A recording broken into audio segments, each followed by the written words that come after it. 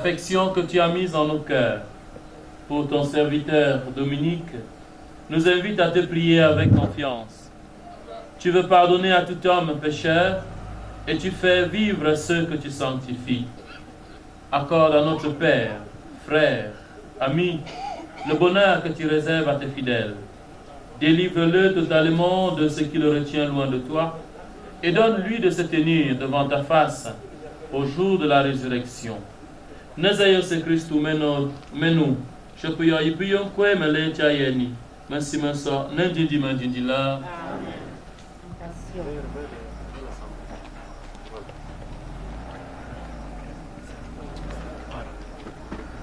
Lecture du livre des Lamentations. J'ai oublié le bonheur, la paix a déserté mon âme. Et j'ai dit, toute mon assurance a disparu avec l'espoir qui me venait du Seigneur. Revenir sur la misère où je m'égare, c'est de l'amertume et du poison. Sans trêve, mon âme y revient et je la sens défaillir. Mais voici que je rappelle à mon cœur ce qui fait mon espérance.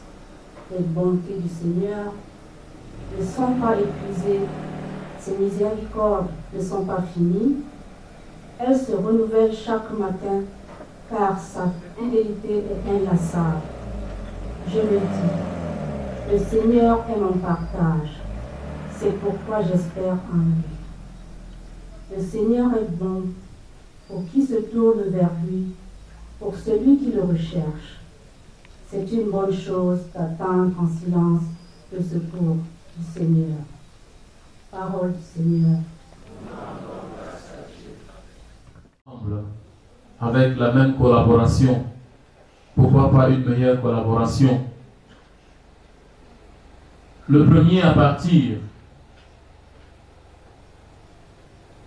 c'était Papa Michel Diallo, que beaucoup d'entre vous ici ont connu. Il est décédé quelques jours avant que je prenne service dans cette paroisse. Et le jour où Papa Dominique décède, j'étais à la chefferie, j'étais allé rencontrer le chef pour parler de nos affaires du village. Et pendant que nous y sommes, le chef m'annonce que Papa Dominique est décédé. Et Papa Dominique, dont le corps repose là, n'est autre que celui qui a offert dans ce village un toit aux prêtres. Le presbytère de la paroisse Saint-Joseph de Bakonji reste et restera comme une marque indélébile de l'œuvre de celui que nous pleurons ce soir. Donc, je suis ici comme curé, c'est mon travail, c'est mon devoir, mais je suis aussi ici au nom de l'Église pour dire la reconnaissance de l'Église pour l'œuvre de ce chrétien qui a tenu à manifester sa foi de façon généreuse. Dès qu'on parle de lui, on parle de ce presbytère-là. Donc, tant qu'on verra ce presbytère, on pensera toujours à lui. Et il a gravé son nom dans l'église, dans l'histoire de Bakonji, de façon indélébile. Je suis aussi là pour réconforter la famille au nom du Seigneur. À cause de sa générosité, dont j'ai senti les effets au téléphone. J'ai parlé avec certains membres de cette famille sans jamais les avoir rencontrés au début de l'année, où nous devrions accueillir ici un enseignant et il fallait qu'on lui trouve un logement. On m'a orienté vers cette famille. j'ai appelé et sans aucune condition, ces maisons, celle-ci et l'autre nous avaient été citées. Vraiment, c'est une générosité qu'on ne retrouve plus facilement. Je ne parle pas de la générosité matérielle, je parle de la disposition du cœur à donner, à partager. Ça m'a beaucoup frappé. Et je ne pouvais pas taire ce témoignage-là. J'en ai été frappé. Et ce soir, je viens aussi de façon personnelle accompagner au nom du Seigneur et en mon nom propre cette famille endeuillée. Recevez donc ici mes sincères condoléances. Et c'est le lieu où Dieu montre à tous sa toute puissance. Il nous laisse la liberté, la latitude de faire tout ce que nous pouvons. Il nous donne l'énergie, les idées, les moyens pour ça. Mais en face de la mort, même le mécréant, même l'incroyant ou l'incrédule est obligé de s'arrêter et de se questionner. Quand on perd un père, comme celui-ci, quand on perd un pilier de sa famille, des fois on a envie de demander à Dieu, où étais-tu? Pourquoi tu as permis ça? Pourquoi nous?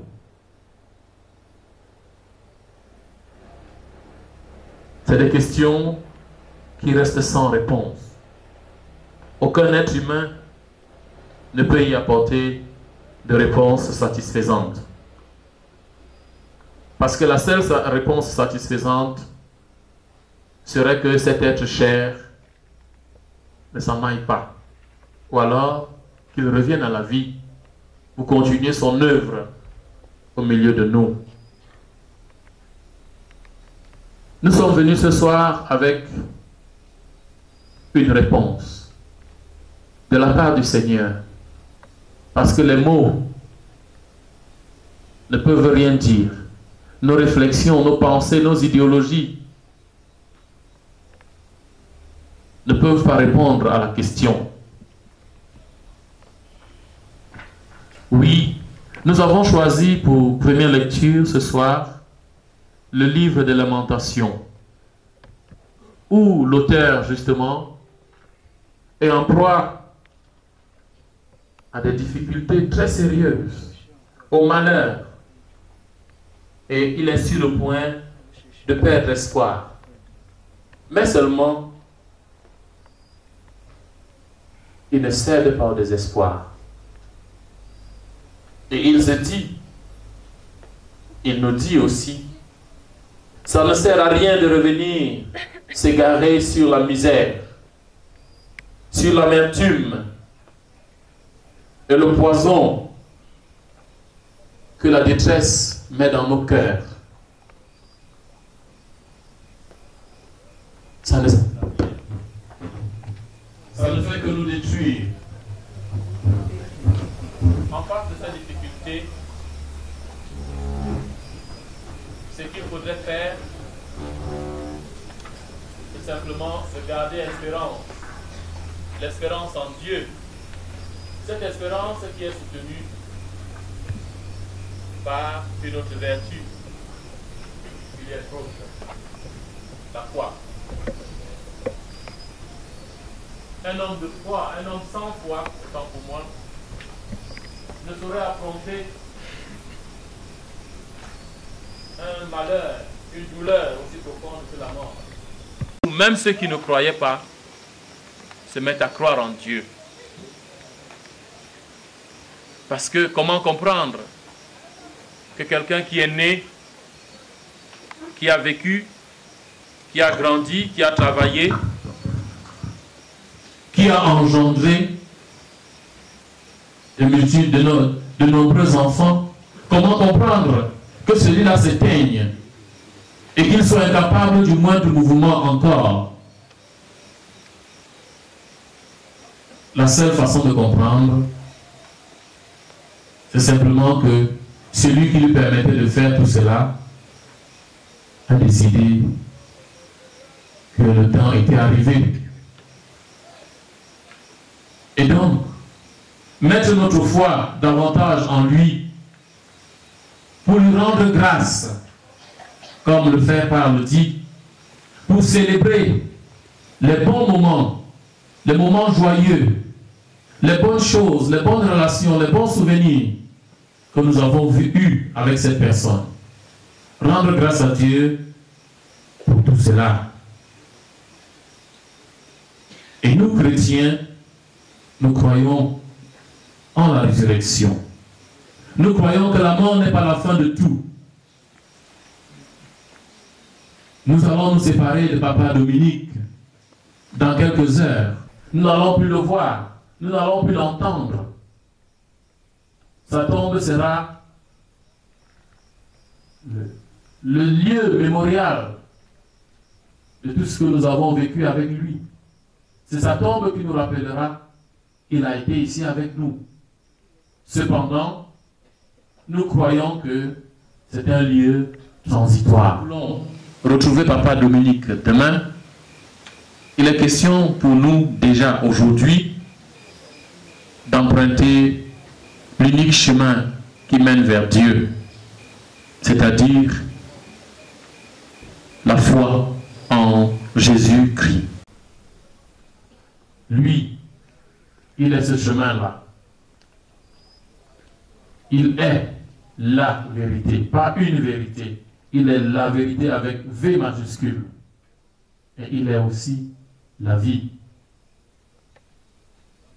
Papa Dominique s'en va autour de environ 75 ans.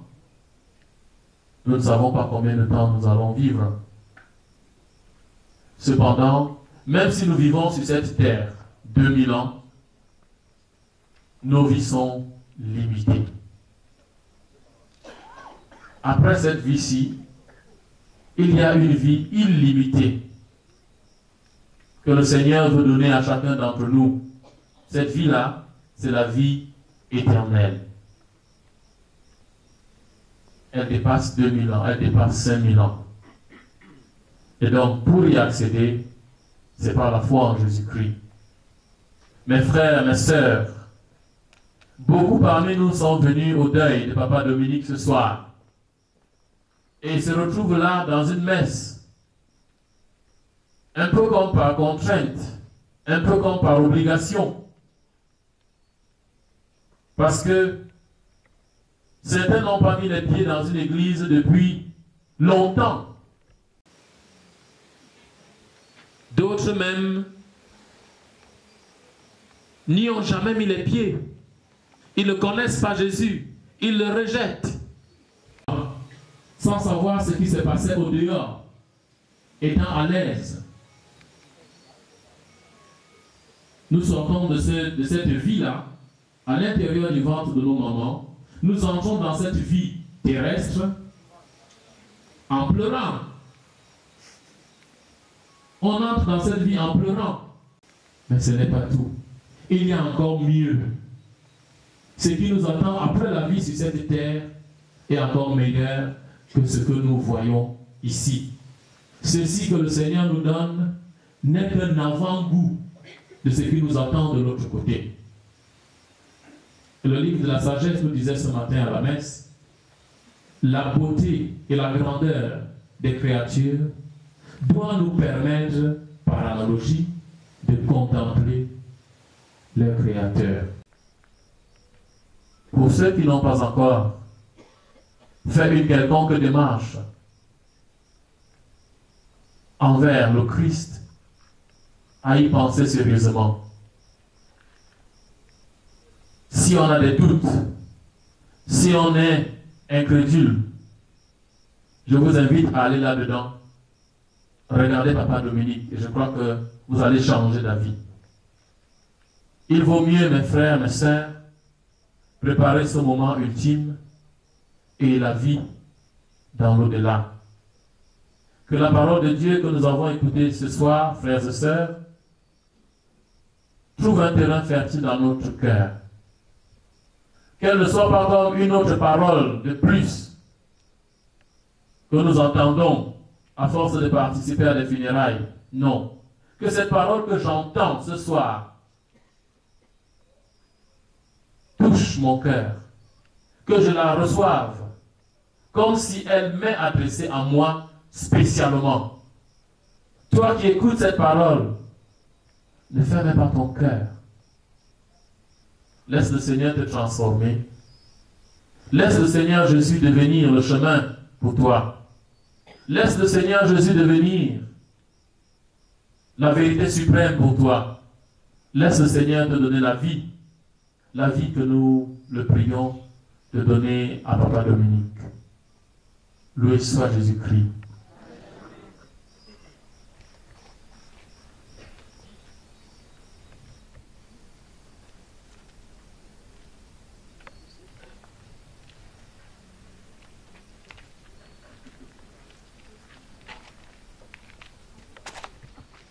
Frères et sœurs, prions avec confiance Dieu le Père Tout-Puissant, qui a ressuscité des morts son Fils unique Jésus-Christ.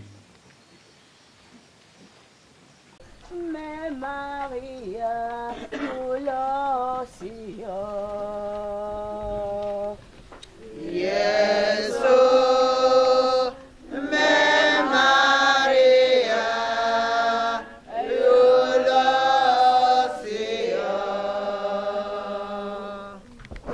Père éternel et tout-puissant, nous venons ce soir te confier ton Église et tous ceux qui sont en charge de la diriger.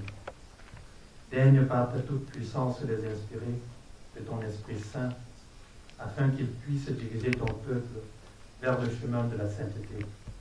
Père, écoute et prends pitié.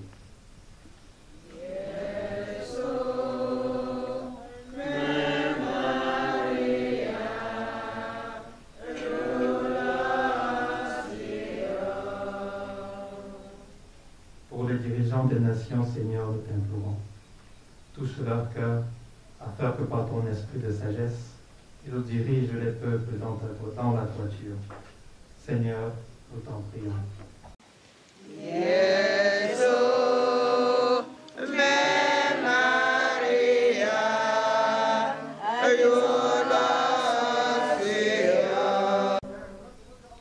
Nous venons en ce soir, Seigneur, te confier l'âme de ton serviteur, Papa Giovanni Ngale-Dominique. Efface toutes ses fautes et accueille-le dans ton royaume, afin que brille sur lui cette lumière qui ne s'éteint jamais. Seigneur, écoute-nous.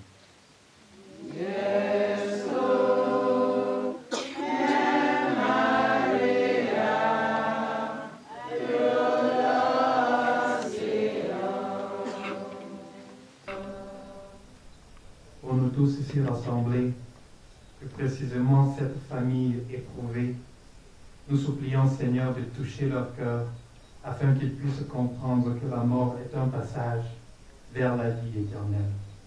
Seigneur, écoute et prends pitié. Dieu qui aime tous les hommes et ne veut en perdre aucun, permet que la prière de ton Église serve au salut des vivants et des morts, en particulier aujourd'hui pour ton serviteur, Papa Giovanni Ngale-Dominique. Nous te le demandons par Jésus le Christ notre Seigneur.